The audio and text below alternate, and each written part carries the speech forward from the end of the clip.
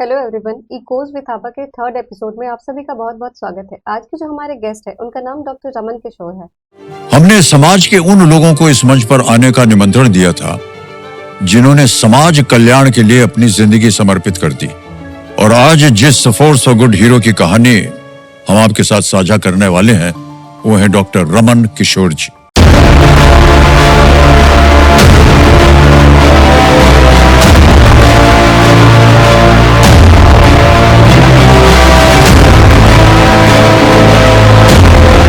ये मंच प्रदान करने के लिए बहुत बहुत धन्यवाद। हेलो सर, आपका बहुत बहुत स्वागत है हमारे थर्ड एपिसोड में।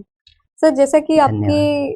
पर्सनल जर्नी और इंस्पिरेशन की बात की जाए तो सर सबसे पहले आपने एम्स जैसे बड़े इंस्टीट्यूट से पीजी जैसी बड़ी डिग्री ली और उसके बाद ये रूरल हेल्थ केयर का आइडिया आपको कहाँ से आया? ड्यूरिंग में अपनी जर्नी के दौरान ये मुझे पता चला कि गाँवों को मेरा ज़्यादा ज़रूरत है। शहर में ऑलरेडी लोग हैं, वेल स्किल्ड डॉक्टर हैं, सुपर स्पेशलिटीज़ हैं, लेकिन गाँव का जो स्वास्थ्य सुविधा है अभी भी जो अनस्किल्ड लोग हैं, जो दवा दुकान है उसी के भरोसे चल रहा है। गाँव में लोग जब तक गंभीर रूप से बीमार नहीं होते हैं तब तक वो अस्पताल नहीं आते हैं। डर है उन्हें कि खर्च हो जाएगा, ज़्यादा खर्च हो जाएगा। तो हमें लगा कि नहीं, हमें गाँव के लिए ही काम करना चाहिए। इसलिए गाँव के लिए काम करता हूँ, इसलिए गाँव का डॉक्टर। सर, तो गाँव का डॉक्टर जो ये टाइटल है वो उसकी शुरुआत कैसे हुई? एक्चुअली मेरी मम्मी लेट डायग्नोसिस की वजह से एक्सपायर की थी। हम्म। तो वहीं से लगा था कि हमें अर्ली डायग्नोसिस, समय से पहले इलाज और जांच के लिए काम करना चाहिए। वहीं लगा था कि हमारे यहाँ बहुत सारे लाखों ऐसे लोग हैं जिनको समय पे इलाज नहीं मिलता है और इसके वजह से वो एक्सपायर होते हैं। मुझे लगा कि बीमारी से ज़्यादा लेट डायग्नोसिस की वजह से ही लोग मर रहे हैं। गाँवों की बात करें खास करके, वहाँ अवेयरनेस नहीं है, हेल्थ इंश्योरेंस जैसी चीज़ें उन लोगों को नहीं पता है। तो मुझे लगा कि नहीं, हमको वापस मुड़ना चाहिए शहर का लाइफ जो है ये चकाचौंध भरी ज़िंदगी से निकल कर के, और वैसे लोगों के लिए काम करना चाहिए जैसे जो नीडी है। और वैसे भी मेरा जो प्रोफेशन है वो सेवा का है। तो लगा कि नहीं, अपने जीवन को इसी में यदि समर्पित करें तो फिर अच्छा है। तो आपके बचपन की कोई ऐसा इंसिडेंट जिससे आपको लगा हो कि यही है वो पॉइंट जिसने आपके इस मिशन का नींव रखा हो? मैं, जैसे मैंने बतलाया कि पहला तो ये था, पहली तो ये बात है कि मैं गांव से हूँ, तो जी। ग्रामीण स्वास्थ्य जो व्यवस्था है उसको करीब से देखा है। तो हर हमेशा ये खटकता था कि मैं अपने गांव का पहला डॉक्टर हूँ। हमारे गांव में दूर दूर तक कोई एमबीबीएस डॉक्टर नहीं था। तो उस समय में लगा कि नहीं, यहाँ भी ये सुविधा मिलनी चाहिए, एमबीबीएस डॉक्टर होना चाहिए। तो वो एक सोर्स ऑफ मोटिवेशन था।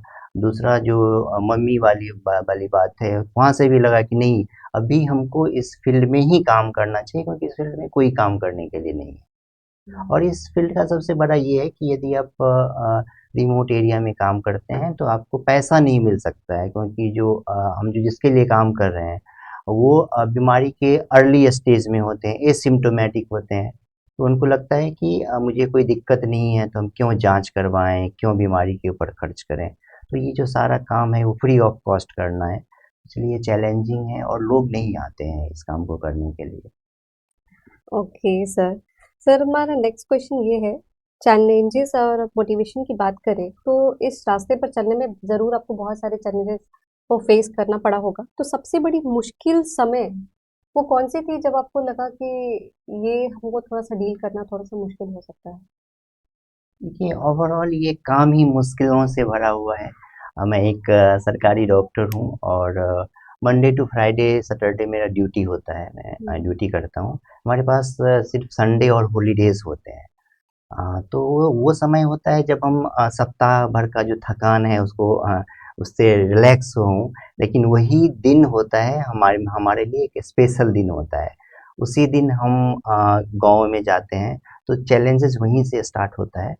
यदि सुदूर देहात में जाना हो तो हमें 3-4 बजे सुबह उठना होता है, तैयार होना है, टीम को इकट्ठा करना है, यहाँ से जाना है, 4-5 घंटे ट्रैवल करना है, फिर उस जगह पे जाना है। हुँ। उस जगह पे कैंप लगाना है, फिर वापस आना है, कभी-कभी रात के 12-1 भी बज जाते हैं। तो एक पहुँचना जो है रिमोट एरिया है, हो सकता है कि आपको वहाँ पे फ़ोर व्हीलर नहीं जा रहा हो, आपको पैदल चलना पड़ जाए। नदी है, वहाँ पार नाव से पार होना पड़े। तो बहुत सारे ऐसे चैलेंजेज़ हैं, क्योंकि हम लोग जो सेलेक्ट करते हैं गाँव को, वैसे गाँव को सेलेक्ट करते हैं जो हार्ड टू रीच है, जहाँ पहुँचना मुश्किल है, क्योंकि वहीं पे स्वास्थ्य सुविधाएँ नहीं होती है। तो हमारा ये मकसद होता है, तो यही चैलेंजेज़ है। दूसरा चैलेंजेज़ होता है लोगों को अवेयर करना, लोगों को जागरूक करना। अभी हमने बताया कि लोग जाँच नहीं कर, जो स्क्रीनिंग है अर्ली डायग्नोसिस के लिए, वो करवाना नहीं चाहते हैं। उन्हें लगता है कि हम तो ठीक ही हैं। वो डायरेक्ट ही बोलते हैं, डॉक्टर साहब हमको तो कुछ हो नहीं रहा है, तो हम क्यों जाँच करवाएँ? हुँ। तो उनको काउंसलिंग करना पड़ता है कि बहुत सारी ऐसी बीमारियाँ हैं जिसमें यदि आप अर्ली डायग्नोसिस हो जाता है, समय से पहले जाँच हो जाता है, तो लाइफ़स्टाइल को हम सुधार करके, हम अपने जीवन शैली में सुधार करके, खान-पान में सुधार करके हुँ। उसको ठीक कर सकते हैं। उन्हें समझाना होता है, तब वो फिर राज़ी होते हैं जाँच के लिए।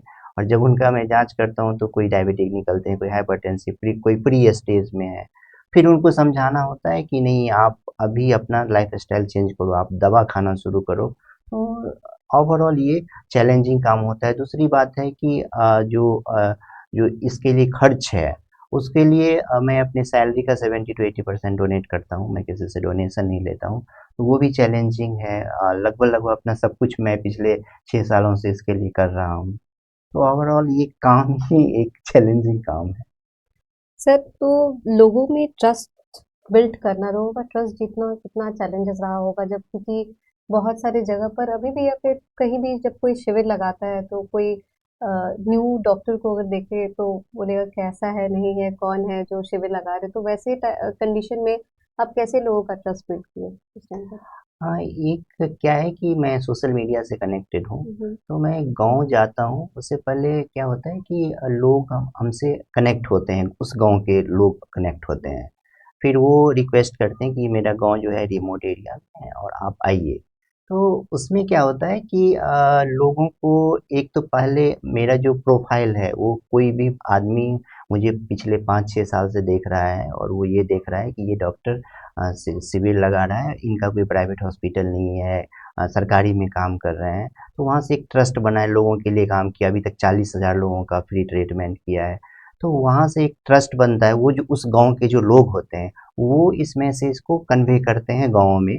और दूसरी बात होती है, जब मैं जाता हूँ तो लोगों से बात करना, मैं इतने अच्छे कॉलेज से पढ़ के आया हूँ, ये मुझे थोड़ा आसान कर देता है लोगों को समझाने में कि नहीं, मैं आपके लिए ही आया हूँ और आप हम पे ट्रस्ट कर सकते हैं। Okay sir. सर, रोज इतना सेल्फलेस वर्क करते हैं आप, तो खुद को मोटिवेट कैसे रखते हैं? पहला तो मेरा, जैसे ने बताया कि सोर्स ऑफ मोटिवेशन मेरी माँ है। जी। और मैं जितने नए लोगों का पहचान कर लेता हूँ, लगता है कि मैं एक स्क्रीनिंग टेस्ट किया और एक लोग मिल गए जो डायबिटिक हैं या प्री डायबिटिक हैं, तो लगता है कि नहीं, मैं अपने माँ को श्रद्धांजलि दे रहा हूँ इस काम के बहाने। तो वो मेरा एक सोर्स ऑफ मोटिवेशन है। और दूसरा सोर्स ऑफ मोटिवेशन ये होता है कि जब मैं गाँव में जाता हूँ और वहाँ पे कोई ऐसे आदमी है जो 50 साल 55 साल का है और वो पहली बार स्क्रीनिंग के लिए आ रहा है, और ये लगता है कि यदि मैं आज इसका स्क्रीनिंग नहीं किया तो फिर इनका लेट स्टेज में ही पता चलता, जब इनको स्ट्रोक हो जाता, जब इनका किडनी काम करना बंद कर देता, तब भी इनका जांच और इलाज हो पाता। तो वो भी एक सोर्स ऑफ मोटिवेशन होता है कि यहाँ इतने दूर चल के आने का ये एक आउटपुट है, और ये इस चीज़ के लिए मोटिवेट करता है कि मैं इस काम को बंद नहीं कर सकता हूँ। सर, तो आपने जैसे बताया कि आपकी जो टीम है, तो पहले आपने खुद से शुरू किया या पहले आपने टीम मैनेजमेंट किया तब जाके इस काम को शुरू किया? नहीं, 2020 में मैं इस काम को शुरू किया था। हुँ, हुँ। 2013 से ही ये मन में था कि इस काम को करना है। मैं पहले दिन जो शुरू किया था वो ऐसे ही निकल गया रोड पे, जो जानीपुर रोड है एम्स पटना से, उस रोड पे निकला, देखा एक बुजुर्ग आदमी खेत में काम कर रहे हैं। मैं उनके पास गया, उनसे बात किया, बाबा आपने कभी अपना बीपी चेक करवाया है? तो वो बोले कि हमको तो पहले ही लकवा का शिकायत हो गया था बीपी के कारण, बट अभी हम कोई दवा नहीं खा रहे हैं, अभी तो हमको कोई दिक्कत नहीं है। तो मैं उनका बीपी चेक किया तो लगा कि इनका बीपी तो बहुत बढ़ा है। मैंने उनको बताया कि आपका तो फिर से ऐसे कंडीशन आ सकता है। उन्होंने बोला कि देखो मैं काम करने वाला आदमी हूँ, काम करूँगा, अब यहाँ छोड़ करके हम पूरे दिन अस्पताल में लाइन लगे जांच करवाने के लिए। दिन में कमाता हूँ तो रात में खाता हूँ, तो ये मेरे लिए पॉसिबल नहीं है कि हम रेगुलर जा कर के टेस्ट करवाएं।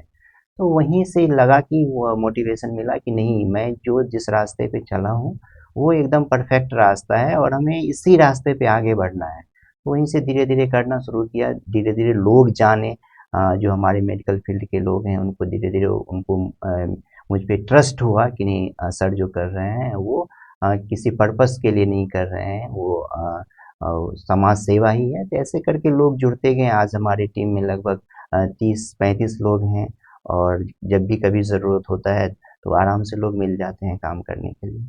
सर तो वर्क बैलेंस, टाइम बैलेंस और फंड बैलेंस ये किस तरीके से मैनेज होता है शुरुआती दौर से लेके अभी तक में? अपना सब कुछ समर्पित है इस काम के लिए। वर्क बैलेंस की बात करें तो अभी हमने बताया कि जो जी। छुट्टियां हैं पिछले 6 साल से, जो हमारा संडे है और हॉलीडेज है, वो समाज को समर्पित है। और दूसरी रिसोर्सेज की बात करें तो रिसोर्सेज मेरा जो भी है, मैं जो भी कमा रहा हूँ पिछले 6 साल से, उसका मैक्सिमम पार्ट यहीं जा रहा है। तो ये एक त्याग और समर्पण है, इसी के सहारे ये सारा कुछ चल रहा है।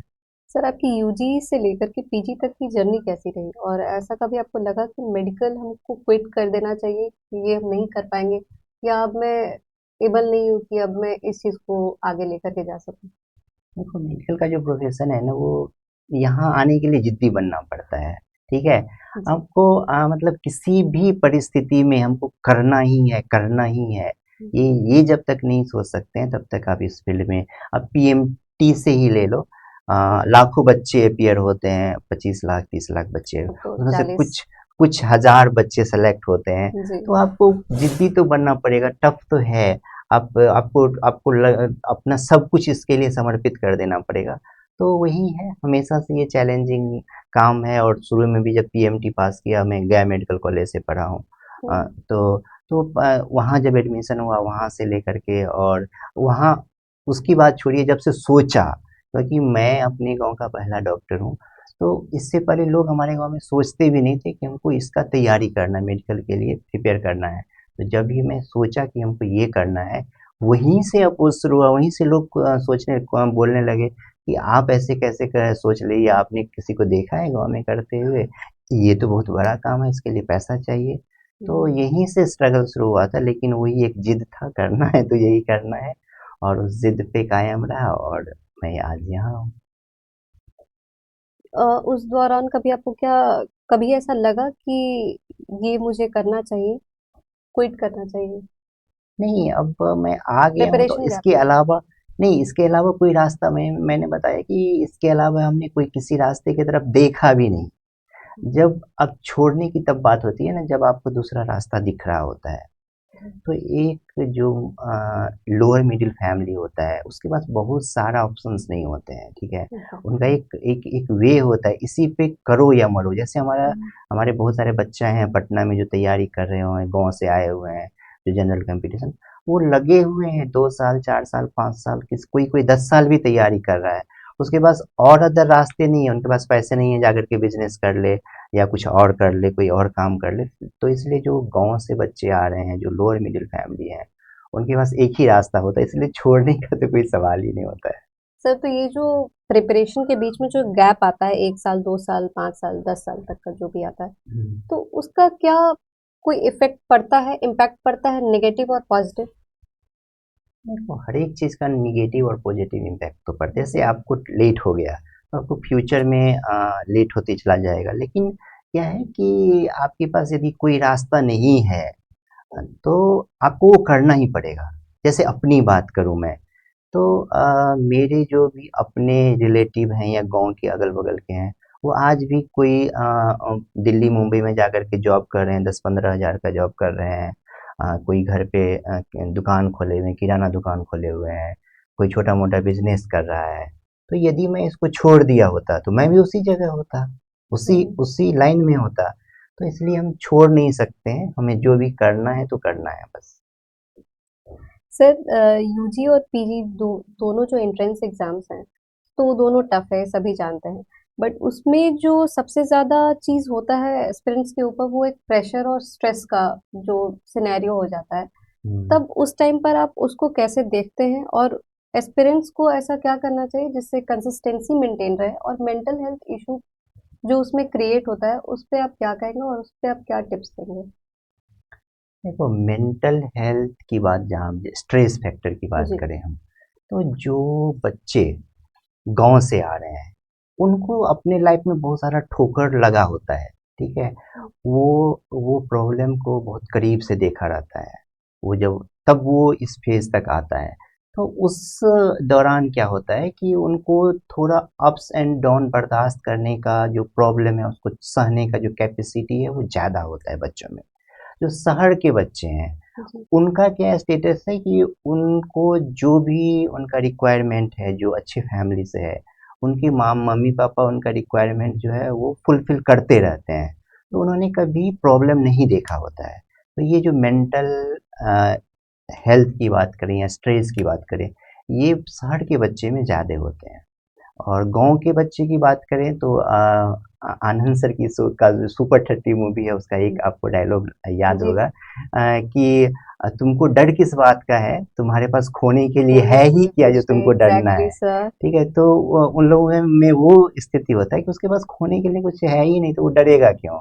वो जी। लगा रहता है 2 साल 4 साल 5 साल, जब तक नहीं, वो नहीं है दशरथ मांझी वाली कहानी, जी। जब तक तोड़ेंगे नहीं तब तक छोड़ेंगे नहीं। छोड़ेंगे नहीं। तो हमारा गाँव के बच्चे का जो जो स्ट्रगल करके जो बच्चे आए हैं, उनका वही स्थिति रहता है, जब तक तोड़ेंगे नहीं तब तक छोड़ेंगे नहीं। सर कोई एक पेशेंट की कहानी जो आपको आज भी बहुत इंस्पायर करती हो, कि आपको लगता हो कि आज मेरा काम सक्सेस रहा? हर एक हेल्थ कैंप में अ, 5 5 से 10 कहानियाँ ऐसी बनती ही है, जो बुजुर्ग माँ दादी हैं, बाबा हैं, जिनके बच्चे नहीं देख रहे हैं, उनका इलाज नहीं हो रहा है। कोई ऐसे हैं जो अपने बीमारी को लेकर के सफ़र कर रहे हैं, कई सालों से कर रहे हैं सफ़र, 5 साल 10 साल, उनको रास्ता नहीं मिल रहा है कि अब इससे आगे क्या करें। जैसे कॉमन कोई डिज़ीज़ है, उसको गाँव के जो हैं, जो हेल्थ केयर सिस्टम है वो ठीक कर सकता है, बट कुछ कुछ टिपिकल कुछ जो कॉम्प्लेक्स चीज़ें हैं हम्म। उसको वहाँ ठीक नहीं हो। तो वहाँ के जो लोग हैं उस चीज़ को लेके सफ़र करते रहते हैं, 5 साल 10 साल वो अपने ज़िंदगी में मान लेते हैं कि अब हमको इसी के साथ ज़िंदगी बिताना है। तो वहाँ से यदि हम किसी आदमी को निकाल पाते हैं, उनको ये समझा पाते हैं कि आपको हम एक रास्ता दे रहे हैं, आप गवर्नमेंट हॉस्पिटल में जाओ, आप अच्छे अस्पताल में जाओ, आप एम्स में जाओ, आईजीएमएस में जाओ, पीएमसीएच में जाओ, आपको वहाँ पर इलाज हो जाएगा। यदि उनको एक चैनल हम दे देते हैं, तो उनका जो है वो लाइफ बिल्कुल बदल जाता है। उसके बाद यदि उनका ट्रीटमेंट हो गया, तो ये हमारी सबसे बड़ी उपलब्धि होती है। सर आप सबसे ज्यादा किन स्पेसिफिक हेल्थ इश्यूज पर फोकस करते हैं गाँव में? मेरा सबसे पहले होता है अर्ली डायग्नोसिस, समय ओके। से पहले जांच। इसके लिए हम मेरे कैंप में आने वाले हर एक मरीज का स्क्रीनिंग होता है, जो 30 साल से ज़्यादा के हैं। हम्म। सबसे पहले उनका जो बेसिक जांच है, blood pressure, blood sugar, haemoglobin, ECG, ENT checkup, तो ये बेसिक जांच हम करते हैं। और इससे हमको बहुत सारे ऐसे मरीज पता चलता है जिनको नहीं पता था कि वो बीमार हैं। तो हमारा मेन पर्पस ये होता है। इसके अलावा हम ट्रीटमेंट कर रहे हैं, किसी को नहीं पता है कि आगे कैसे प्रोसीड करें, तो उसको एक रास्ता दिखाना है। तो यही हमारा मेन पर्पस होता है। हेल्थ सर्विस को लेकर इंडिया में जो रूरल एरियाज में सबसे ज्यादा बड़ी मिथ या गलतफहमी है, उसको लेकर आपकी क्या कॉन्सेप्शन है, और ऐसा वो क्या चीज़ है जिसको आप ब्रेक करना चाहते हैं इस रूरल हेल्थ केयर में जो मिथ है उसको लेकर? सबसे बड़ी तो दिक्कत है कि लोग को ये पता होता है कि जब तक लक्षण नहीं है तब तक हम बीमार नहीं है। तो ये एक सबसे बड़ी जो भ्रांति है वो जी। है सोसाइटी में। तो वो क्या करते हैं, और छोटा मोटा कोई प्रॉब्लम हुआ तो वो गांव में जो लोकल है उनसे दवा ले लेते हैं। तो इससे क्या होता है कि वो गांव के जो हैं वो सिम्टोमेटिक ट्रीटमेंट करते हैं। पेन है, पेट में दर्द है, वो दर्द की दवा। अब पेट दर्द का बहुत सारे कारण हो सकते हैं, वो कॉज का ट्रीटमेंट नहीं करते हैं, वो सिम्टम का ट्रीटमेंट करते हैं। तो वो सिम्टम तब तक दबा रहता है, तब तक वो इलाज करवाते रहते हैं, जब तक वो पेन किलर से वो जो दर्द है वो बर्दाश्त हो सकता है, ख़त्म हो सकता है। तो इतने देर में वो बीमारी जो है वो एडवांस स्टेज में चला जाता है। इसी तरह मेरी माँ के साथ भी ऐसा हुआ था, उनको पेट का प्रॉब्लम हो रहा था, वो गाँव में जा कर के और दवाइयाँ ले रही थी, खा रही थी, और किसी को बताने, उनको ये भी लग रहा था कि बच्चे पढ़ रहे हैं तो ज़्यादा खर्च हो जाएगा इलाज पे। तो उनको भी इसी तरह से हुआ, जब उनको बर्दाश्त नहीं हुआ कि हाँ अब काम नहीं चल रहा है, तब वो उन्होंने हम लोगों को इन्फॉर्म किया, तब तक तो लेट हो गया था। फिर मैं उनको मुंबई लेके गया तो वहाँ भी डॉक्टर साहब बोले थे कि अब इस बीमारी का कुछ नहीं कर सकते हैं। वहाँ भी ये समझ में आया था कि चाहे आप बड़े डॉक्टर बन जाओ, बड़े लेवल पे भी चले जाओ, यदि बीमारी एडवांस स्टेज में है तब आप उसका कुछ नहीं कर सकते हैं। तो यदि आप चाहते हैं कि हम रियल में केयर करें तो आपको गाँव में जाना पड़ेगा, क्योंकि वहीं शुरुआत जो इनिशियल स्टेज है उसको फाइंड आउट करना है, तो वहाँ जाना पड़ेगा। तो दूसरी दूसरी सबसे बड़ी प्रॉब्लम ये है कि लोगों को लगता है कि यदि हमें बीमारी का पता चल गया जी। तो हमको टेंशन हो जाएगा, मेरा दिमाग बार बार डाइवर्ट होगा, अरे हम तो बीमार हैं, हम तो बीमार हैं। इसलिए बहुत सारे लोग चेक ही नहीं करवाना चाहते हैं। जैसे लोगों को मैं जब समझाता हूँ कि चेक कर लो, तो वो एक लाइन में बोलते हैं, डॉक्टर साहब पता चल गया कि हमको शुगर है, तब तो हम और मुश्किल में, मेरा और भी दिमाग लगेगा कि अरे हम शुगर के मरीज हो गए हैं। उनको समझाना पड़ता है कि ऐसा नहीं है। अब यदि चेक नहीं करवाएंगे तो बीमारी रुक जाएगा, वहाँ पे बीमारी अपना काम कर रहा है। आज नहीं आप करवा रहे हैं तो ठीक है, आपको 1 साल 2 साल के बाद वो करवाना पड़ेगा और आपको हॉस्पिटल जाना पड़ेगा। तो वो बहुत बड़ी चैलेंजेस है। तीसरी बात, अवेयरनेस की कमी है गाँव में। हेल्थ से रिलेटेड हम कैसे एक हेल्दी लाइफ जी सकते हैं, क्या खाना है, कैसा हमारा एक्टिविटीज़ हो। तो ये सब चीज़ें हैं, इस पे यदि हम काम करें तो हम बेटर आउटपुट ले सकते हैं। कम इन्वेस्ट करके ज़्यादा आउटपुट ले सकते हैं। सर, तो जब भी आप गाँव में ट्रीटमेंट करते हैं, तो सबसे ज़्यादा कॉमन हेल्थ इश्यू आपको क्या देखने को मिलते हैं और कॉमन क्रिटिकल डिज़ीज़ आपको क्या देखने को मिलते हैं गाँव में? तो पहले तो बोला जाता था जो जो क्रोनिक डिजीज हाइपरटेंशन जी। डायबिटीज है वो शहरों की बीमारी है, गांव में नहीं होता है। लेकिन अभी जैसा हुँ। लग रहा है कि गांव में भी बहुत कॉमन है, क्योंकि गांव का भी लाइफ स्टाइल चेंज हो गया। अब लोग खेती नहीं कर रहे हैं, मशीन से हो रहा है। लोग अब शहर के लोग तो थोड़ा अब एक्टिव हुए हैं कि वो जिम जा रहे हैं, थोड़ा कर रहे हैं, लेकिन गांव में क्या है, वो खा रहे हैं, बैठे हुए हैं। जैसे खेती है वो सीजनल होता है, कुछ 2 महीने काम किए, फिर 4 महीने जा कर के बैठ गए। और अब भी गाँव में भी सब कुछ बाहर से ही आ रहा है, सारा सामान जो है। पहले लोग, जैसे हम अपने समय की बात करें, तो हम अपने समय में मैं खुद भी किया हूँ, अपने अपने जो अपना जो ज़मीन है उस पे सब्ज़ी लगाना, नेनुआ लगाना, भिंडी लगाना, आलू, प्याज़, टमाटर, ये हमने खुद उगाया है। लेकिन अभी मैं अपने गाँव जा रहा हूँ तो देख रहा हूँ कि कोई नहीं ऐसा कर रहा है। हुँ। सब जो है वो मार्केट से ही खरीद के ला रहे हैं, सब कोई मार्केट से ही खा रहे हैं। तो ये जो हमारा लाइफ स्टाइल चेंज, सबको फास्ट फूड का आदत लग गया। पहले गाँव में चाउमीन नहीं पता होता था क्या है, अब आप गाँव के किसी भी चौक पे चले जाइए, वहाँ पे आपको चाउमीन की दुकान मिल जाएगी। तो जी। वो हमारा जो लाइफ स्टाइल है वो चेंज हुआ है। तो अब इसके कारण से गाँव में जो है क्रोनिक डिजीज जो है, लाइफ स्टाइल से रिलेटेड जो डिजीज है वो बढ़ा है। महिलाओं की बात करें तो उसमें माल न्यूट्रिशन से जो रिलेटेड है, आयरन की कमी है, कैल्शियम की कमी है, मेंस्ट्रुअल हाइजीन से रिलेटेड जो डिजीज है वो कॉमन है, वो पाए जाते हैं। सर, आप अपने फ्यूचर विज़न आपका जो है, वो क्या है? और अगले 5 सालों में आप अपने मिशन को कहाँ देखते हैं? क्योंकि आपने अभी तक लगभग 40,000 मरीज़ों का मुफ़्त इलाज किया है। तो क्या यहीं तक सीमित है ये माताजी को श्रद्धांजलि या फिर आगे भी जा सकता है ये चीज़? मत पूछ कि मेरा हौसला कहाँ है, अभी तो बस चलने का इरादा किया है। तो बस अभी तो शुरू हुआ है, अभी तो जी। अपने कैरियर की मैं जस्ट इनिशियल फेज़ में हूँ। हुँ। और ये हमेशा के लिए चलेगा। जब तक हम कर सकते हैं इस काम को तब तक चलेगा। और जैसे हमने पहले ही बताया कि मैं प्राइवेट क्लिनिक की तरफ नहीं जा रहा हूँ, जी। हॉस्पिटल की तरफ नहीं जा रहा हूँ, अपने हॉस्पिटल की तरफ। तो एक ही ऑप्शन बचता है कि यही करना है, तो यही होगा। अभी 40,000 है, हो सकता है कब 4 लाख हो, 40 लाख भी हो जाए। तो बहुत लोगों का ये कहना है कि डॉक्टर रमन के शो कैंप इसलिए कर रहे हैं क्योंकि उनको लोगों की नज़रों में आना है और उनको पॉलिटिक्स में आना है। Is that true? ओके, जब मैं इस काम को शुरू किया 2020 में, जी। तो लोगों को लगा कि क्या होता है कि जो कोई क्लिनिक खोलने के लिए जी। जाता है, क्लिनिक सेटअप के लिए, हुँ, तो वो पहले यही काम करते हैं, हेल्थ कैंप लगाते जी। हैं, ठीक है? वहाँ से मरीज़ को अपना इकट्ठा किए और अपने हॉस्पिटल में भेज दिए। हुँ, हेल्थ कैंप का मेन पर्पस जो होता है यही होता है। मैं जब इस काम को शुरू किया आज से 6 साल पहले, तो लोगों को लगा था कि अरे! अब लगता है कि ये क्लिनिक खोलने का तैयारी कर रहे हैं।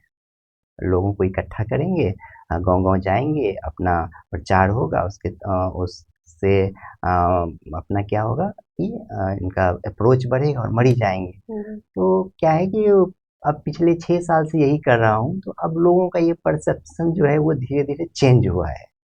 मेरा ये मानना है कि हम बोल के बहुत लोगों को जवाब नहीं दे सकते हैं। कितने सब एग्ज़ैक्टली। लोग पूछ रहे हैं, सब लोग आप अपनी सफाई दे रहे हो, हुँ, तो ये मुझे पसंद नहीं है।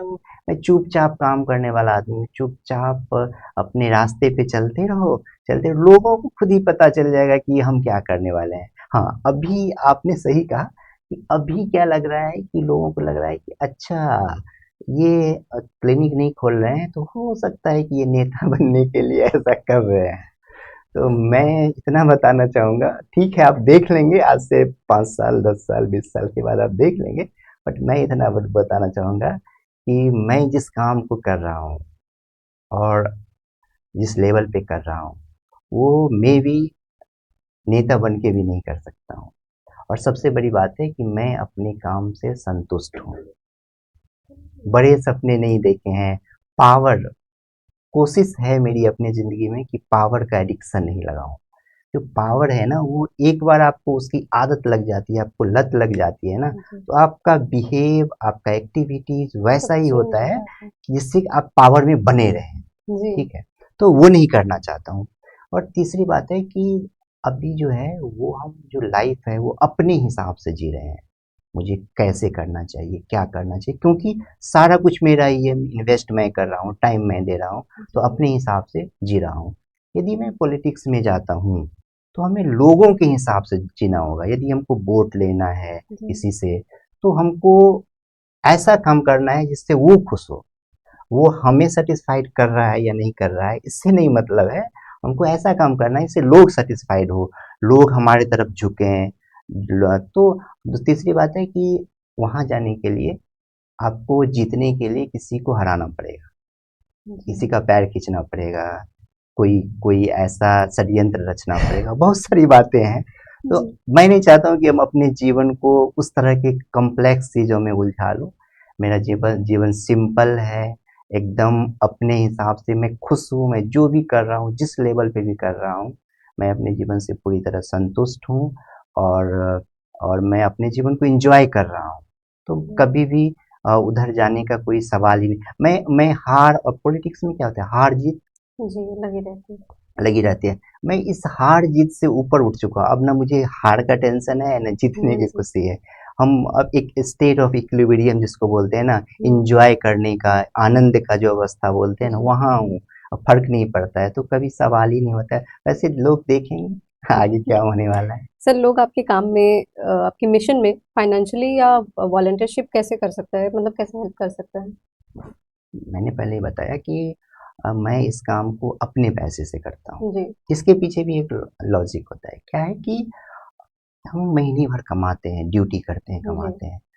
तो यदि हम उस पैसे को यदि नीडी के लिए खर्च करते हैं, तो उसमें जो सैटिस्फैक्शन है, उसमें जो जो आत्मसंतुष्टि मिलती है, वो डोनेशन वाले पैसे से नहीं मिल सकते। डोनेशन में क्या एग्ज़ैक्टली। है उधर से लो और उधर ट्रांसफ़र कर दो, ठीक है? हुँ, तो वो नहीं मिल सकता है। तो मैं बार-बार मैं बोल रहा हूँ कि मैं अपने जीवन से संतुष्ट हूँ। मैं जो कर रहा हूँ उससे संतुष्ट तो वो जो प्लेज़र है, मैं कमाया, अपने अकाउंट में मेरे अकाउंट में सैलरी आया और वहाँ से जो मैं खर्च करता हूँ ना, उसका अलग मज़ा है। तो मैं इसलिए डोनेशन नहीं लेता हूँ। दूसरी बात है कि जो मेरे टीम के लोग हैं, वो आते हैं, वो हुँ, फिज़िकली मदद करते हैं, उनको आने-जाने जा जो भी खर्च होता है, वो मेरा होता है। तो वैसे कोई मेडिकल फील्ड से है, वो मेरा साथ देना चाह रहे हैं हुँ। एज़ अ डॉक्टर, तो वो आ सकते हैं। सर जो यंग डॉक्टर्स आपको भी सुन रहे हैं और जो सोशल सर्विसेज़ करना चाहते हैं, उनके लिए आपकी क्या एडवाइस है? उनको बोलूँगा कि ज़रूरी नहीं है कि मेरे तरह अपना सब कुछ लगा दो, लेकिन आप यदि अपने कमाई का, डॉक्टर हैं उनका कमाई ठीक-ठाक होता है, अपनी कमाई का 5 टू 10% भी ऐसे लोगों पे लगाएँगे, तो अ, अपने लाइफ में आप बहुत कुछ कर सकते हैं। और कोशिश करिए कि इतना भी करें समाज के लिए, और समाज को जिस प्रोफ़ेशन में हैं, उस प्रोफ़ेशन में समाज को हमारी ज़रूरत है। हम हमारे कंधे पे जो रिस्पॉन्सिबिलिटी है, वो वो हमें निभाना पड़ेगा, क्योंकि भगवान ने हमको सेलेक्ट करके इस पोस्ट के लिए भेजा है, तो हमें उस रिस्पॉन्सिबिलिटी को निभाना है। दूसरी ये भी है कि बहुत सारे ऐसे डॉक्टर हैं जो ईमानदारी से काम कर रहे हैं। बहुत सारी अपने निगेटिविटी भी है इस फील्ड में, लेकिन बहुत सारे ऐसे डॉक्टर हैं जो ईमानदारी से काम कर रहे हैं। तो मैं उनके लिए ये संदेश है कि आप अपने काम को ईमानदारी से करते रहो। हो सकता है कि आप बहुत ज़्यादा ग्रो नहीं कर सकते हो, बहुत ज़्यादा पैसे नहीं कमा सकते हो, लेकिन इस काम को करने के बाद जो आत्मसंतुष्टि मिलेगी ना, आपको सेल्फ सैटिस्फैक्शन, आपको जो नींद आएगी ना, वो कहीं और नहीं हो सकता है। तो आप अपने धुन में लगे रहो, और वही आपकी अचीवमेंट है कि आपके लाइफ में कि आपने ईमानदारी से काम किया है। सर दिन भर आप इतना बिजी रहते हैं हुँ। और इतना हेक्टिक आपका स्केड्यूल है, तो उस टाइम में आप अपने लिए मी टाइम कब निकालते हैं और कैसे निकालते हैं? आपकी कोई ऐसी हॉबी जो आपको रिलैक्स करती हो? मी टाइम हमेशा मेरे लिए मी टाइम ही होता है, क्योंकि मैं काम को काम की तरह नहीं करता हूँ। हुँ, हुँ। जैसे मैं अभी ट्रैवल करने के लिए गया, सुबह-सुबह उठा, जी, तो मैं गया, रास्ते में दिखा, अरे ये बहुत अच्छा सीन है, चलो यहाँ रुकते हैं, फ़ोटोग्राफ़ी करते हैं। तो वहाँ बैठ के और कुछ फ़ोटोज़ निकाल लिए। यही मेरा हॉबी हो गया उस दिन के लिए। अरे मतलब हम छोटी-छोटी चीज़ों में भी आप खुशियाँ हाँ, ढूँढ लेते हैं। हाँ, खुशियाँ, गाँव है, नदी है, तालाब है, वहाँ जी, एन्जॉय करो, गाँव का खाना है, वहाँ के लोग हैं, बैठना है, वो एन्जॉय करो, वही मेरी जो है हॉबी हो जाती है। सर तो आपकी डेली रूटीन क्या है? ड्यूटी के दिन में तो यही रूटीन होती है कि उठो, ड्यूटी जाओ, वापस आओ, उसके बाद मेरा ऑनलाइन कंसल्टेशन होता है, जो व्हाट्सएप पे मैसेज आए जी, होते हैं, हुँ। कोई कॉल किया, सोशल मीडिया पे बहुत सारे मैं एक्टिव रहता हूँ, तो वहाँ लोग कुछ कमेंट्स कर रहे हैं, कुछ किसी को कोई ज़रूरत है, इसी तरह से दिन कट जाता है। सर रोज़ इतने पेशेंट्स और मेडिकल चैलेंजेस को आप डील करते हैं, तो वैसे मेंटली और फिज़िकली फिट रहना बहुत ज़्यादा ज़रूरी है। तो आप खुद के स्ट्रेस मैनेजमेंट आप कैसे करते हैं? तो मेरे समझ से ना, स्ट्रेस तब होता है जब आप काम को काम की तरह करते हैं। एग्ज़ैक्ट ठीक है। आप काम को एन्जॉय करते हुए करते हैं तो बहुत कम स्ट्रेस होता है, और ज़िंदगी में इतने इतने ठोकर्स लग गए हैं, इतने इतने मैच्योर हो गए हैं कि जो कभी कुछ ऐसा हुआ भी तो खुद से खुद के लिए मैनेज कर लेते हैं। डॉक्टर होने के अलावा आपकी एक पर्सनल लाइफ भी है। इंसान एक एक इंसान होने के तौर पे आपकी लाइफ का कोई ऐसा पर्सनल ड्रीम जो अभी तक या पर्सनल विश जो अभी तक पेंडिंग है? देखो, ऐसा कुछ नहीं है कि ये ड्रीम बहुत बड़ा, देखो जितना बड़ा सपने दे जितने बड़े सपने देखोगे ना, हुँ, उतने आप प्रॉब्लम में आओगे, उतने आपको जो जो सैटिस्फैक्शन, सेल्फ सैटिस्फैक्शन वो कम होते जाएगा। तो अभी तो बहुत बड़ा सपना नहीं देखो, अभी तो सिर्फ एक ही सपना है कि गाँव तक स्वास्थ्य सुविधाओं को पहुँचा दूँ, और इसी सपने को जी रहा हूँ बस। सर आपके लिए सक्सेस का क्या मतलब है? सक्सेस मतलब है कि जिस काम को करके आपको संतुष्टि मिल रहा है, जिस काम को करने से लग रहा है कि आप में पॉजिटिविटी आ रही है, जिस काम को करके आपको गिल्ट फील नहीं हो रहा है अपने आप में, तो वही आपका सक्सेस है लाइफ का। आप जिस किसी भी लेवल पे हो, आपका वही सक्सेस है। सर तो आपकी लाइफ में कोई ऐसा इंसान जो आपको बहुत ज़्यादा इंस्पायर करता हो? पहले तो मेरी माँ है, जो मेरे सोर्स ऑफ वो हैं या नहीं है उससे फ़र्क नहीं पड़ता है, जी, बट उनका पॉजिटिविटी जो है, उनका जो त्याग और बलिदान जो जो मेरे लिए था, जी। तो वो एक मेरा सोर्स ऑफ मोटिवेशन है। इसके साथ-साथ बहुत सारे ऐसे पॉजिटिव सोच वाले भी लोग हमारे साथ भी हैं, जो हैं, उनसे इंटरैक्ट करता हूँ तो फिर पॉजिटिविटी फ़ील होती है। सर तो आप इतने बड़े मिशन को अब चला रहे हैं, गाँव का डॉक्टर, पेशेंट्स की का मुफ्त इलाज करना, जगह-जगह जाना, कैंप करना, ग्राउंड लेवल पे उतर के काम करना। तो वैसे में फैमिली का क्या रिएक्शन रहता है? और क्या उनके तरफ से सपोर्ट वगैरह किस तरीके तो से? देखो, आप सबको खुश नहीं कर सकते हो, जी। ठीक है? तो आपको लाइफ में कहीं न कहीं कुछ न कुछ छोड़ना होगा, जी। ठीक है? तो इतना तो पता ही होगा कि मैं सिंगल हूँ। हाँ, तो बहुत ज़्यादा मैं किसी को मतलब ऐसा नहीं है कि कोई मेरे लिए जैसे एक छोटा भाई है, तो वो पढ़ रहा है, ठीक है, वो अपने रास्ते पे है। बहन है, उन उन लोगों का शादी हो गया, वो अपने घर में है। मेरा अपने खुद का लाइफ़ है, मैं खुद के लाइफ़ में खुद ही हूँ। तो बहुत ज़्यादा उस तरह से लोगों को लगता है, घरवाले को लगता ही है कि हाँ, मैं अपने फैमिली के लिए प्रोसीड करूँ, आगे बढ़ूँ। बट क्या है, हमारा ड्रीम है, हमें अपना ड्रीम खुद ही पूरा करना है। तो मैं जो कर रहा हूँ उससे खुश हूँ, तो ठीक है। हर सर एक तो कुछ। हाँ। आपके बारे में एक बात सुनी गई है, हुँ। बहुत लोगों का कहना है कि आपने कहीं बोला है कि आप कभी शादी नहीं करेंगे। हाँ, सही बोला है। देखो। क्या स कोई ऐसा घटना हुआ है जिसने आपको बहुत ज़्यादा तरीके से तोड़ दिया हो कॉलेज के दौरान? नहीं, कुछ ऐसा नहीं है। देखो, पहले ऐसा नहीं था कि मैं शुरू से ही सोच रहा था कि शादी नहीं करना है। हुँ, हुँ। जब मैं इस फ़ील्ड में आगे बढ़ा, जी, तो देखो, अब जब जब आप आगे किसी चीज़ में बढ़ते हो ना, तो आपका एक एक्सपीरियंस खुद के लिए होता है, ठीक है? जी, तो लगा कि बहुत सारी चीज़ें हैं, अब मुझे लगा कि मैं ऐसा कैसे कर पा रहा हूँ? मैंने चीज़ों को एनालाइज़ किया। बहुत सारे लोग हैं, बहुत सारे लोग सोच भी रहे हैं कि हमको ऐसा करना चाहिए, हुँ, लेकिन क्यों कर कर पा रहे हैं? तो वहाँ से एक ही चीज़ निकल के आया कि मैं ऐसा इसलिए कर पा रहा हूँ क्योंकि मेरे साथ मिनिमम रिस्पॉन्सिबिलिटी है। Other okay. रिस्पॉन्सिबिलिटी की बात करें, हुँ, हुँ। ठीक है? हमारे साथ बहुत सारे ऐसे लोग हैं जो अच्छे लाइफ़ जी रहे हैं, उनके पास रिसोर्सेज़ भी हैं, लेकिन वो नहीं कर पा रहे हैं क्योंकि उनको लगता है कि देखो क्या है ना कि आफ्टर मैरिज जी, आपकी फैमिली लाइफ आपकी पहली प्रायोरिटीज होगी, एग्ज़ैक्टली। वो दूसरी तीसरी नहीं हो सकती है। हुँ, हुँ। और हमारे लाइफ में हमारी एक पहली प्रायोरिटी ऑलरेडी है, और वो आपको पता है, हाँ, बताओ। गांव का डॉक्टर। तो मैं नहीं चाहता हूँ कि ये प्रायोरिटी कहीं शिफ्ट हो जाए। ओके। हम्म, तो इसलिए मैं, अब आप एक चीज कल्पना कर सकते हो, हुँ, हुँ। कोई ऐसा इंसान जो पिछले 6 सालों से हुँ। हर एक हॉलीडेज दूसरे को डेडिकेट कर रहा है। सर तो इसमें फेस्टिवल के जो वेकेशंस होते हैं वो भी इंक्लूडेड होते वो हैं? भी होते हैं, ओह गॉड! ठीक है। दैट्स वेरी और नाइस। फेस्टिवल का कुछ-कुछ, मतलब हर एक फेस्टिवल नहीं, हाँ, क्योंकि फेस्टिवल हाँ। में कुछ लिमिटेशन होता है, आप नहीं जी। जा सकते हैं। तो एक ऐसे आदमी को सोचो आप, जो पिछले 6 सालों से अपना हर एक हॉलीडेज़ सोसाइटी के लिए दे रहा है। हुँ। अपना जो कमाई है, उसका 70 टू 80% लोगों के लिए कर रहा है। महीने के अंत में कुछ हज़ार मेरे अकाउंट में बस सैलरी आ रहा है, महीने के अंत में कुछ हज़ार बचते हैं।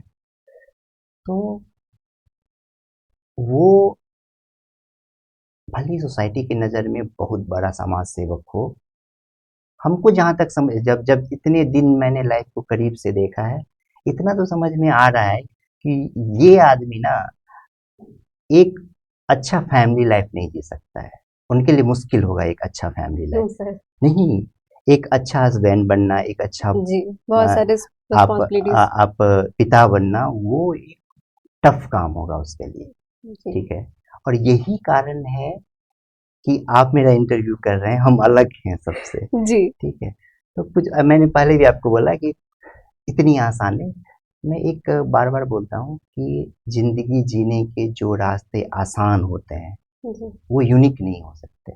हमें हुँ, पता है कि यदि हमने शादी कर लिया, घर बसा लिया, मेरा कोई केयर करने वाली होगी, बच्चे होंगे, खुश रहेंगे, लाइफ फैमिली लाइफ चलेगा।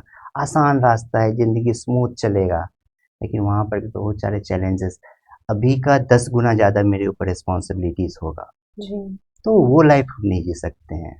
इसलिए अपने लाइफ से खुश हूँ और इसी लाइफ को जीना है। ओके। सर गवर्नमेंट हॉस्पिटल से लेकर के गाँव का डॉक्टर तक के बीच का जो वो बैलेंस है, वो आप कैसे बनाते हैं? हर एक कुछ बटा हुआ, 2 ही रिस्पॉन्सिबिलिटी है, एक जॉब और एक गाँव का डॉक्टर। जी। तो दोनों का टाइम बटा है। मैनेजमेंट और कैसे करते हैं सर उस टाइम पर? बस जैसे अब गाँव हॉस्पिटल में हूँ, तो हॉस्पिटल का काम देखा, पढ़ाना है, एग्ज़ाम लेना है, जो हुँ, भी करना है, तो वो हॉस्पिटल का काम। बाकी जो समय है, उसमें और कुछ करने के लिए नहीं होता है, सिर्फ एक ही काम है बस, गाँव का डॉक्टर। सर अभी आप रिसेंटली केबीसी में गए थे, तो हुँ। वहाँ आपके काम को किस तरीके से एप्रिसिएशन मिला और किस तरीके से आपकी सराहना की गई? यही कि सब लोगों को लगा कि कुछ तो हो रहा है, कुछ तो एवी सर भी जब उनको पता हुआ ये स्टोरी, तो वो बहुत इंस्पायर हुए। उन्होंने बोला कि मैंने ऐसा डॉक्टर कभी नहीं देखा। वो मेरे लिए बहुत एक अचीवमेंट है, इतने जो लीजेंड हैं वो यदि हमको इस तरह से एप्रिशिएट कर रहे हैं। हुँ। और वो बोले कि नहीं ठीक है, आप इसको कंटिन्यू रखिए और आप एक बहुत बड़ी ज़िम्मेदारी वाली काम कर रहे हैं। तो अच्छा लगा कि चलो एक नेशनल लेवल पे एक पहचान बनी। अ, सर अब रैपिड फायर सेशन होने से पहले वन लास्ट क्वेश्चन। हुँ। अभी तक आपको आपने देखा अभी तक यूजी से पीजी तक के बीच में, तो आपका तो यूजी पीजी सब कंप्लीट हो गया, आप अभी गांव के डॉक्टर हो के अपना काम भी कर रहे हैं और गवर्नमेंट हॉस्पिटल में सर्व भी कर रहे हैं। तो अभी तक आपको क्या लगता है कि मेडिकल फील्ड में, मेडिकल एजुकेशन में कुछ चेंजेस आए हैं आपके अकॉर्डिंग? हाँ, अब आ रहे हैं। अब जैसे क्या है कि अब जो नया करिकुलम है, उसमें बच्चों को गाँव का भी विज़िट करा। जी। एफईपी एक प्रोग्राम है, हम्म, उसमें बच्चों को गाँव में ले जाया जाता है, उनको इंटरैक्ट कराया जाता है लोग फैमिली से कि और उनमें कुछ उनको बोला जाता है कि आप बार-बार इनके कॉन्टैक्ट में रहो, उनका आप उसमें उनके लाइफ़स्टाइल में, उनके बिहेव में, हेल्थ सीकिंग बिहेवियर में कुछ चेंजेज़ लाओ। तो ये एक अच्छी पहल है। दूसरी बात कि अब धीरे-धीरे करके रिमोट एरिया में भी एमबीबीएस जो डॉक्टर हैं, पहले पीएससी पे बहुत कम डॉक्टर होते थे, नहीं होते थे। अब धीरे-धीरे रिमोट एरिया में जो भी है, विलेजेस है, हम्म, वहाँ पे भी डॉक्टर का जो फैसिलिटीज़ है होने लगा। हेल्थ एंड वेलनेस सेंटर जो खुला है, हम्म। वहाँ पे सीएचओ जो आए हैं, तो वहाँ पे दवा भी मिल रहा है। तो धीरे-धीरे हम इम्प्रूव कर रहे हैं, बट अभी भी बहुत कुछ करने का ज़रूरत है। सर तो अभी बहुत सारे पीजी होल्डर्स जो है, क्योंकि पीजी कर चुके हैं या फिर जो एमबीबीएस बाहर से ही किए अब्रॉड से, तो उन लोगों का कुछ का ये थिंकिंग रहता है कि हम अब्रॉड में ही क्यों ना शिफ्ट हो जाए, क्योंकि यहाँ पर हमें अच्छी, थोड़ी सी अच्छी हमें सैलरी वगैरह मिलती है और इंडिया के रूरल एरियाज में काम नहीं करते, तो उनके लिए आप क्या कहना चाहेंगे? तो हर एक जगह जो ना आप काम यदि आपको करना है, तो हर हम्म, एक जगह अपॉर्च्युनिटी है। ठीक है, तो आपको जहाँ लग रहा है कि जिस सेटअप में हम बैठ के अपना बेस्ट दे सकते हैं, जी। तो वो करना चाहिए। आप इंडिया में रहो चाहे बाहर में रहो, यदि आप अपने मदरलैंड से प्यार है, जैसे मेरा है, मैंने अपनी ज़िंदगी में कभी नहीं सोचा कि बिहार हमको छोड़ना है, हम्म, क्योंकि ये मेरा मदरलैंड है और बिहार को ज़रूरत है हेल्थ केयर फैसिलिटीज़ की। तो मैंने प्रण किया कि मैं बिहार के लिए करूँगा, यदि बिहार के अलावा कर पाया तब देश के लिए करूँगा, अदर अदर स्टेट के लिए करूँगा। यदि आपको मदरलैंड के लिए कुछ करना चाहते हैं तो आपको आना होगा, यहाँ आना होगा, गाँव के लिए करना पड़ेगा। नहीं तो ठीक है, ओवरऑल आप क्या सोचते हैं उस पे डिपेंड करता है। ओ। सर रैपिड फायर पे अब आते हैं। टी और कॉफी? टी। माउंटेन्स और beach? Mountains. Favourite book? Vivekananda. कोई बुक का नाम? कोई? Jeena Sikho Swami Vivekananda. Okay. One word for medical? Service. Money और पीस? पीस। शहरी लाइफ और गांव की लाइफ? गाँव का डॉक्टर। डेली हैबिट जो हर दिन कॉमन रखती हो? बस इंटरेक्शन विद पीपल्स, लोगों से। ओके। डॉक्टर नहीं होते तो क्या होते? कोई सर्विस का ही काम करता, सेवा का ही। सबसे बड़ा फेयर क्या है? डर नहीं लगता अब। कुकिंग और ईटिंग? कुकिंग। कोई फेवरेट फूड? खीर। स्वीट्स। ओके। कोई ऐसी चीज जिसका आपको रिग्रेट हो? नथिंग। अगला मिशन क्या है? बस इसी काम को जारी रखना। आपकी नजरों में हीरो कौन है? जो खुद के लिए खुद से ईमानदारी से काम करे। कोई एक शब्द जो आपकी लाइफ को डिफाइन करे? Humanity. Okay, now thank you so much for coming into thank this you show sir. Sir. आपको ये वीडियो बहुत पसंद आया तो इस वीडियो को लाइक कीजिए, शेयर कीजिए और ज़्यादा से ज़्यादा इसे हर लोगों तक पहुंचाइए, क्योंकि लोगों में अवेयरनेस फैल सके। And thank you so much for watching our video.